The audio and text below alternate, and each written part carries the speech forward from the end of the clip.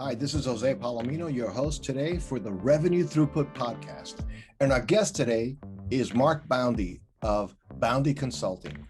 And Mark is an expert in B2B selling, especially how to create positive outcomes for your customers as a way of advancing sales. Without further ado, let's welcome Mark to the show. And welcome, Mark, to the Revenue Throughput Podcast. Jose, thanks for having me. I appreciate it. Yeah, so Mark, I think you do a number of things related to certainly sales excellence, and so on. But tell us a little bit about what you're doing now and who you most focus on, so our listeners can get a little context of where you're coming from. Yeah, my clients sell B2B, and typically we'll have a differentiated product, and somebody in the company, a CEO, CFO, chief sales officer, thinks that they aren't getting all the sales that they think that their differentiation deserves, and they aren't getting them at the price they think that they deserve. I've been contacted by a chairman of the board who said, I think we're discounting too much. So that's a real common problem that my ideal client is trying to solve. So they're kind of self-aware that they say, we're looking out at the market. We should be people should really want what we have.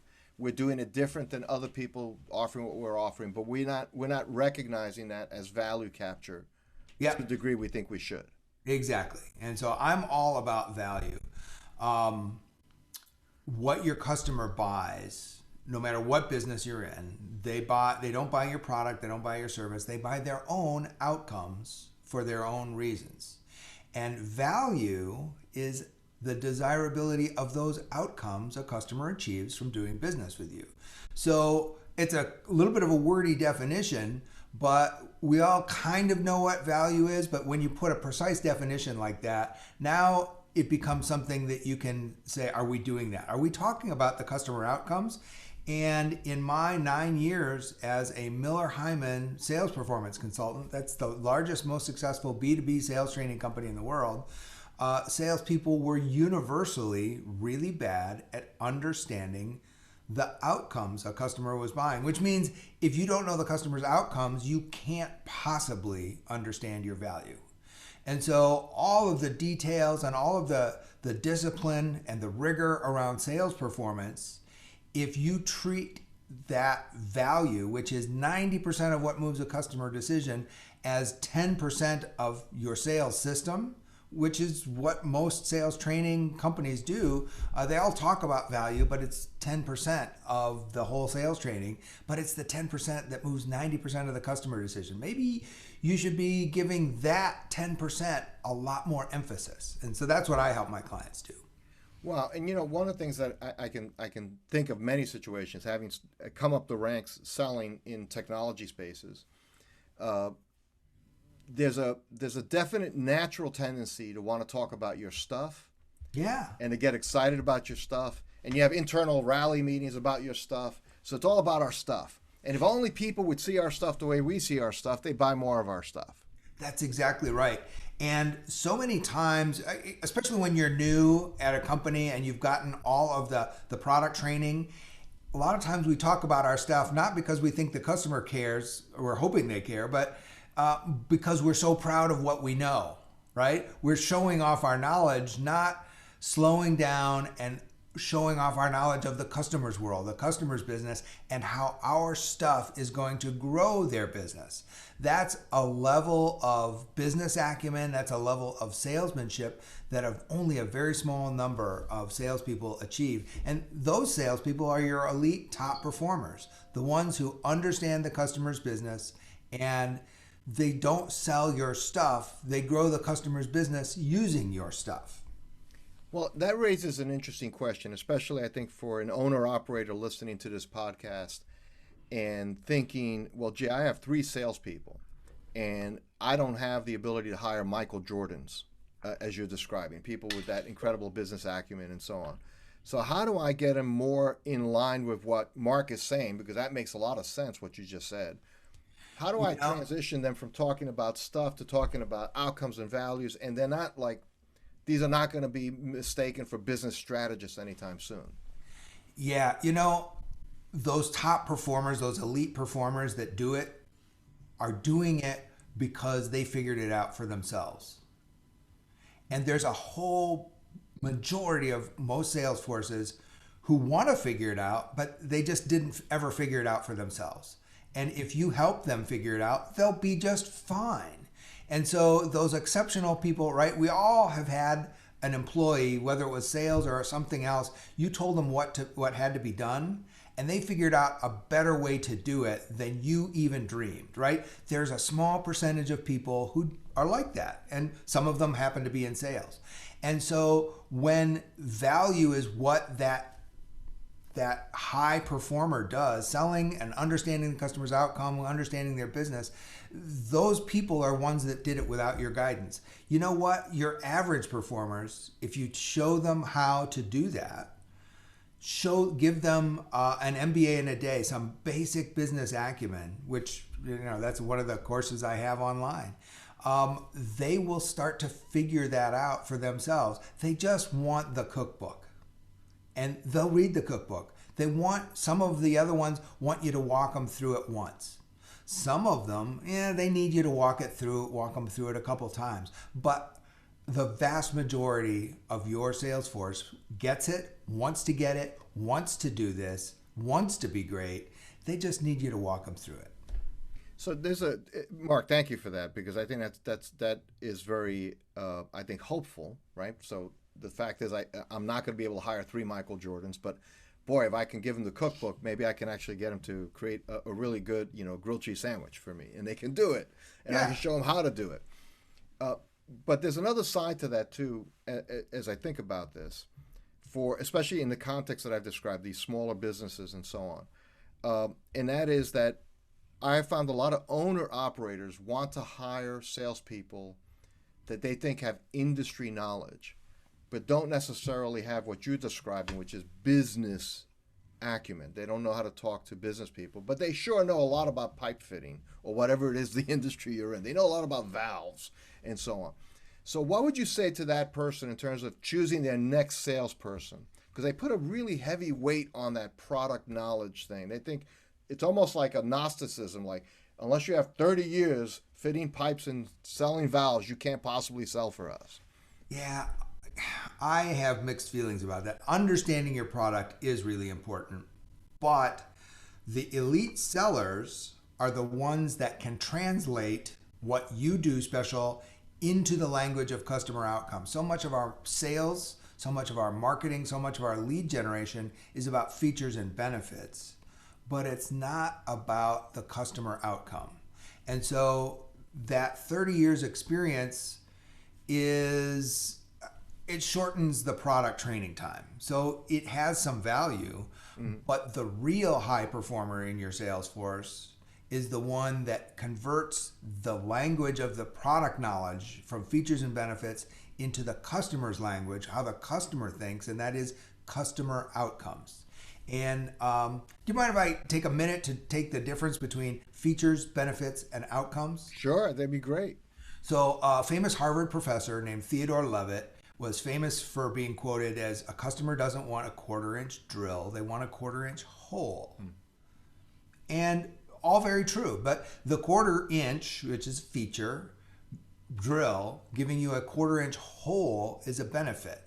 But the outcome, I'm thinking my own outcomes here, right? I like woodworking. I taught my son woodworking. And using a drill, he and I together made a wooden toy for my grandson.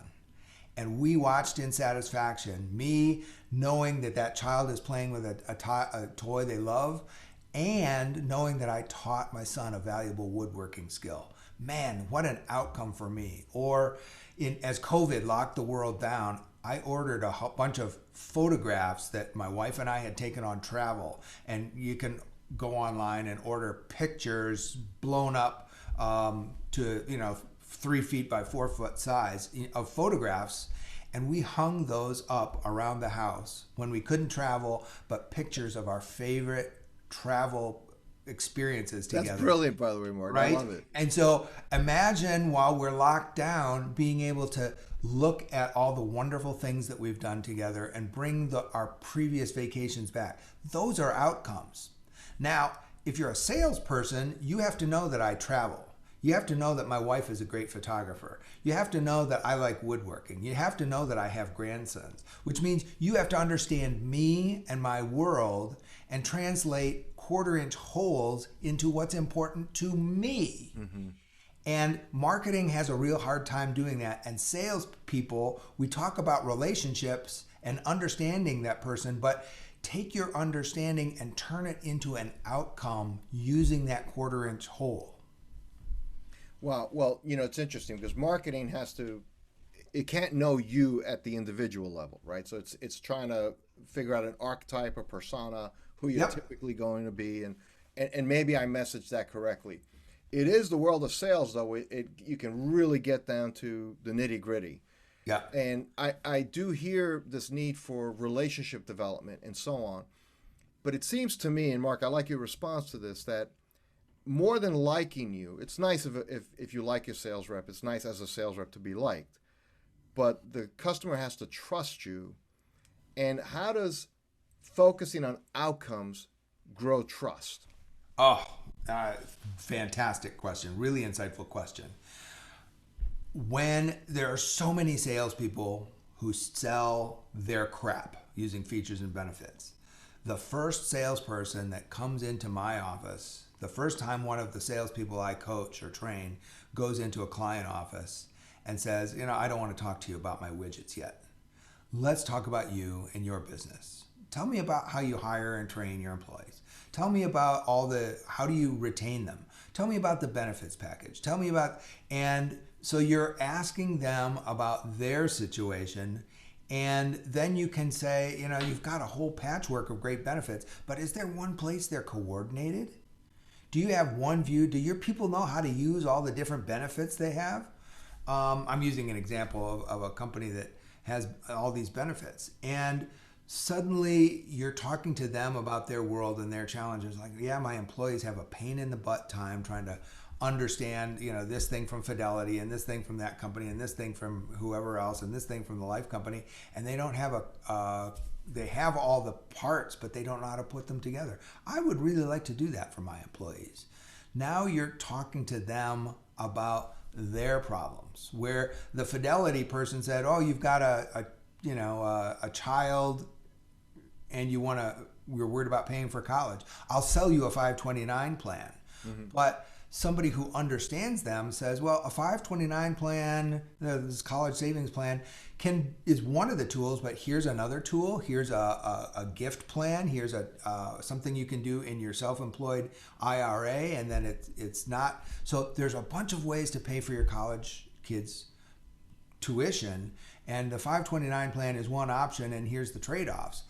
The salesperson who can do that builds trust, builds more than just the relationship, more than just knowing when your kids' birthdays are. That's understanding you, because we all want somebody that gets us. And so few salespeople are any good at that whatsoever. And why is that? I mean, I think, in other words, let me say it this way. Most salespeople, I think, if you were to do a snap quiz and say, does it benefit you to know and understand your customer? Does it benefit you for your customer to know that you know and understand them? They'd all say, yeah, of course. That's, 10 out of 10, they'd say that's correct. But they don't do the work. Is that just a skill deficit, or is it a will deficit? It's some of each. I think people, to the extent that it's a will deficit, people don't get how important it is. And so they don't have the will. And so they don't develop the skills, because the skill is pretty easy. You keep asking them questions until the answer comes back in dollars. What do you think that's costing you? Going back to that example, what do you think that's costing you in terms of retention, because your employees don't know how to use all their benefits? What do you think is happening with employee satisfaction? How much extra time do you think they're taking away from their job trying to figure out this benefit stuff? And how much do you think that's going to cost? If you start asking those questions until the answer comes back in dollars, Now you've actually forced them to think through their problem and apply a size to it. And that's not hard. That's easily teachable. Um, I guess I have when we, I'm going to shift gears. A lot of times when you hire a new salesperson, they say, go follow Joe and do what he does. Mm-hmm. And that new salesperson has to, for themselves, figure out which of the great things they saw on those ride-alongs were Joe's personal style and which things were the things that actually moved the sales needle. And if you don't tell people that, when he's asking those questions until the answer comes back in dollars, a lot of times you think, man, I could never do that. That must just be, I hope that's Joe's style. I'm going to assume it's Joe's style and I'm going to do my thing. But if somebody tells you, that's the secret, that's Joe's secret. He's asking those questions until the customer understands the value to themselves in dollars. Because then it's game over. As soon as the customer says, I've got a 7-digit problem and you're trying to sell me a 6-digit solution, that's the key. And so many times when we don't know what the important thing is, we send somebody out with Joe and they're watching it and they don't realize that that's the magic. Right. And that person you sent out, that 33-year-old person with 7 years experience that you've paired up with Joe, is not an expert in sales enablement, in sales operations, and sales training. So how are they going to discern what Joe is doing is really useful to them? So laying out the process, and I love what you said. First of all, it's a great turn of phrase, to keep asking questions till the answers come back in dollars. Love, love, love that. That is really strong, Mark, because that's really gets to the essence of value in B2B especially. Like, yep. Why would they spend $1, a penny on anything unless they're going to get some multiple of it back in some way that they're satisfied they're going to get something back from it? Yeah. I was selling money, right? That's a commodity. Right. You wouldn't think you could get anything more for a commodity like money. And I regularly sold money. I was a commercial real estate lender before the commercial real estate market blew up. And I had the perfect loan for this customer. I was the only one in the world who had the right combination of loan term and prepayment penalties. I won't have to explain it, but I was the only one who had this combination, and I was 0.75% higher interest rate than anybody else out there, but I was the only one who had the perfect structure. But I had that 75 basis points, 0.75 of a point, was right at their pain threshold. They didn't know if they wanted to do it until I discovered that the founder of this business, the borrowing entity was his family trust, and he hadn't put his kids into the family trust yet. Which means if he had changed from just him to him and his kids in the family trust, the borrower would change. And standard in that industry is a 1% of the loan amount charge. This was almost an $8 million loan, which would have been $80,000 to add your kids to this trust for this one of your 17 buildings. And so I told them, tell you what, we will waive that 1% of the fee. All you have to do is pay us the background check fees that the federal government mandates for anti-terrorism, knowing, making sure that everybody added to that is not, a terrorist money launderer. So it'll be $1,500 for background checks and documentation changes. And so I saved this guy $80,000 because I found out about his relationship with his kids.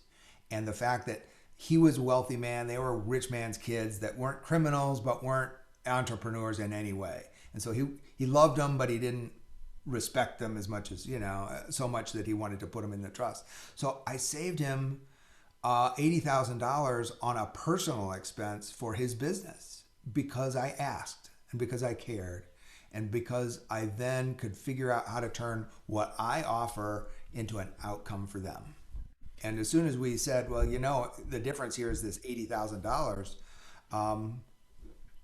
to you personally, not to your business, but to you personally, it became a real easy decision for him. It was game over from that point. Well, because you kept asking till you got answers back in dollars that made sense to him. Right. There you go. I got it, Mark. That's great.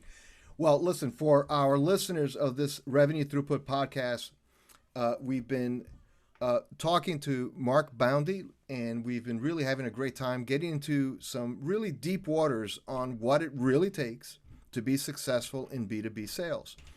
And Mark, you have a new book out. If you could just tell us a little bit about the book and where they could find out, our listeners could find out more about it.